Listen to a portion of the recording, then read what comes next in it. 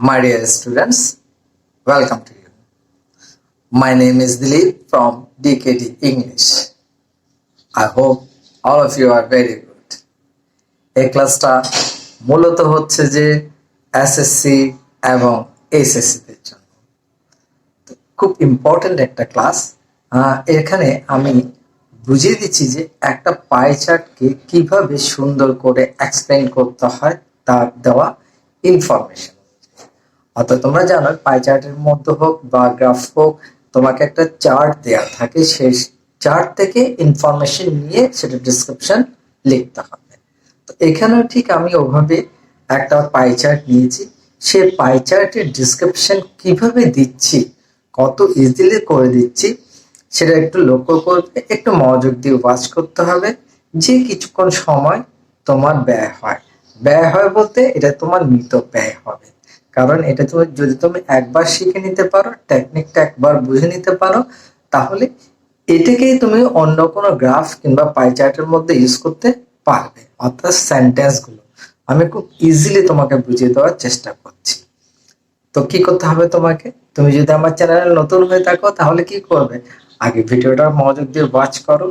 যদি বুঝতে পারো ভালো করে, যদি মনে করো যে এটা খুব সহজ হচ্ছে, শেখানোর পদ্ধতিটা ভালো, তোমার জন্য হেল্পফুল হবে, তাহলে কি করবে, আমার চ্যানেলটা সাবস্ক্রাইব করে আমার সঙ্গে থেকে শেখার জন্য অনুরোধ করছি। আর তোমরা যারা ইতিমধ্যে আমার চ্যানেলটা সাবস্ক্রাইব করছো তাদেরকে অজস্র ধন্যবাদ। তো এখন যে পাই চার্টটা আমি তোমাদেরকে শিখিয়ে দিচ্ছিল সেটা কি, দেখো পাই চার্ট আমি সংক্ষেপে লিখেছি, the choice of professions by different educated youths in Bangladesh. বুঝতেই পারছো, অর্থাৎ আমাদের দেশে যুবক শ্রেণীরা যারা শিক্ষিত হয়েছে তাদের যে পাশ করার পরে বা একটা মিনিমাম বা একটা ম্যাক্সিমাম একটা স্তর পাশ করার পরে তারা যখন চাকরি বাকরি করতে চায়, তাদের যে চয়েস গুলো আছে সেটা এই পাই চার্টে কয়েকটা প্রফেশন দেয়া আছে, সেই প্রফেশন গুলোকে এক্সপ্লেন করতে হবে, কত পার্সেন্ট আছে, কিভাবে আছে, এটা তোমাকে এক্সপ্লেন করতে হবে। তো আমি তোমাদেরকে শিখিয়ে দিতে চলেছি সেই শর্টকাট টেকনিক এবং ইজি সেন্টেন্স গুলো, যা ফলো করলে তোমরা সহজে এই জিনিসটা শিখে নিতে পারবে। ওকে, তাহলে চলো দেখি এটা কিভাবে সহজে শেখা যায়। আগে প্রশ্নটা একটু মনোযোগ দিয়ে পড়তে হবে, পড়ার পরে নির্দেশ অনুযায়ী তোমাকে কি বর্ণনাটা করতে হবে। দেখো, look at the following chart, যার অর্থ হচ্ছে নিচের পাই চার্টটি দেখো। It shows the choice of profession by different educated youths in Bangladesh. এটি বাংলাদেশের বিভিন্ন শিক্ষিত যুবকদের পেশার পছন্দ দেখায়। Now describe the pie chart in about 150 words. Sorry, এখানে 130 হবে, 150 ওয়ার্ডস। যদি 50 হয় তাহলে এখানে তুমি 50 লিখবে, 30 হলে এখানে 30 লিখবে, যেটা যেভাবে দেয়া থাকে। You are advised to highlight and summarize information given in the pie chart. তোমাকে পাই চার্টে দেওয়া তথ্য হাইলাইট এবং সংক্ষিপ্ত করার পরামর্শ দেওয়া হচ্ছে। ওকে, সরি, তাহলে এখানে বলা হচ্ছে কি যে পাই চার্টে এখানে দেয়া আছে সেই অনুযায়ী তোমাকে বর্ণনাটা করতে হবে। পাই চার্টে একটু এখানে দেখার চেষ্টা করা, এখানে একটু ঝাপসা হয়ে গেছে, কারণ আমি মানে বই থেকে একটু ছবি তুলে এখানে কপি করে দিয়েছি, যার জন্য একটু ঝাপসা দেখাচ্ছে হয়তো তোমাদের কাছে।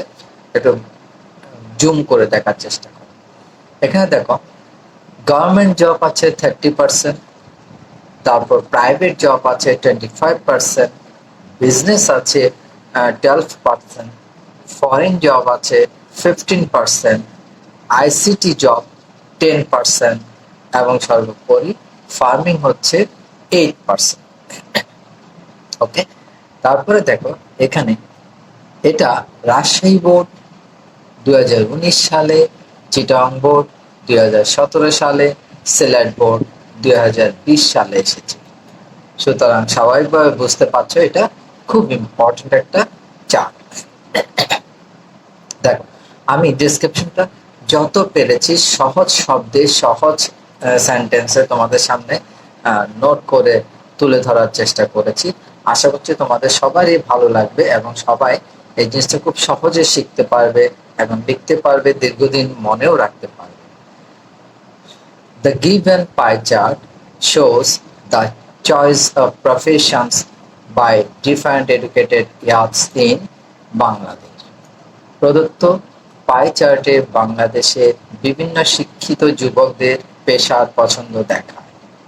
Here we find that এখানে আমরা দেখি যে 30% of the educated youths of our country prefer government job and it is in the first position.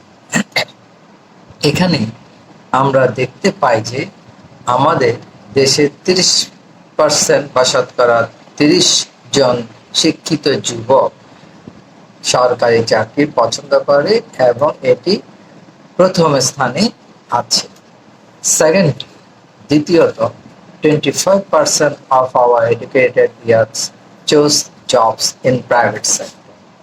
অর্থাৎ দ্বিতীয়ত আমাদের দেশে শতকরা 25 জন শিক্ষিত যুবক বেসরকারি খাতে চাকরি বেছে নেয়। 15% of our educated youth want to do job abroad. অর্থাৎ আমাদের 15% শিক্ষিত যুবক বিদেশে চাকরি করতে চায়। 12% youths like to do business. 12% যুবক ব্যবসা করতে পছন্দ করে। Again, 10% of educated youth are interested in ICT related job. Again, 10% of educated youth are interested in ICT related job. আবার কি 10% বা শতকরা 10 জন শিক্ষিত যুবক আইসিটি সম্পর্কিত চাকরিতে আগ্রহী। And last of all, only 8% of our educated youths choose farming. এবং সর্বশেষে আমাদের দেশে শিক্ষিত যুবকদের মাত্র 4% চাষকে বেছে নেয়।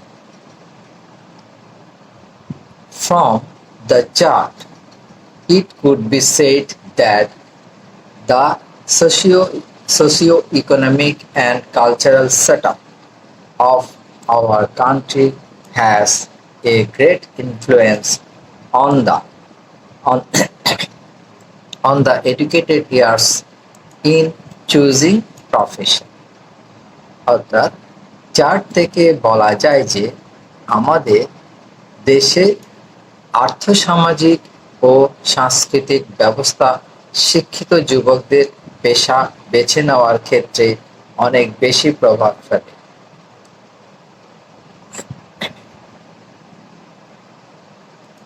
Though ours is an agricultural country, it is frustrating that only 8% educated youths like farming as their profession. যদিও আমাদের একটি কৃষি প্রধান দেশ, এটি হতাশাজনক যে মাত্র 4%, মাত্র 8%, এটা 8% হবে, 8% শিক্ষিত যুবক কৃষিকে তাদের পেশা হিসেবে পছন্দ করে। The government should think about it and the educated youths should be motivated to change their mentality in the regard, অথবা in this regardও দিতে পারে। সরকারকে এটা নিয়ে ভাবতে হবে এবং শিক্ষিত যুবকদের এই ব্যাপারে তাদের মানসিকতা পরিবর্তনে উদ্বুদ্ধ করতে হবে। ওকে, দেখো আমি এখানে এই যে এই চারটা যেভাবে বর্ণনা করছি, কোনো জায়গায় যেমন কোনো হার্ড ওয়ার্ড বা কঠিন ওয়ার্ড শব্দ আমি ব্যবহার করিনি। যথাসম্ভব পেরেছি তোমাদের মনের মতো করে সহজ শব্দে এটাকে বর্ণনা করার চেষ্টা করেছি। আর এখানে বিশেষ করে কয়েকটা শব্দ যদি তোমাদের কাছে কঠিন লেগে থাকে তাহলে তার বাংলা এখানে এই যে প্রত্যেকটা লাইনে যে ট্রান্সলেশন দেওয়া আছে সেখান থেকে পেয়ে যাবে, এবং এগুলো ভালো করে তোমরা দরকার এক্সট্রা খাতায় লিখে শব্দ, বিশেষ করে শব্দার্থগুলো ভালো করে মুখস্থ করে ফেলবে। এতে করে কি পরবর্তীতে এটা তোমার জন্য খুবই হেল্পফুল হবে।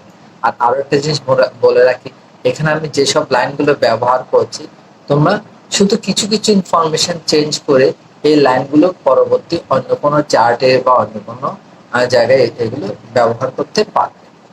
আশা করি এই জিনিসটা তোমাদের কাছে একদম ক্লিয়ার হয়ে গেছে। তো আশা করি শিখতে তোমাদের জন্য খুব কি সহজ হবে। অনেক কষ্ট করে দেখেছে এতক্ষণ পর্যন্ত, যে কয়েক মিনিট আমি তোমাদেরকে বুঝালাম। So thank you very much for watching the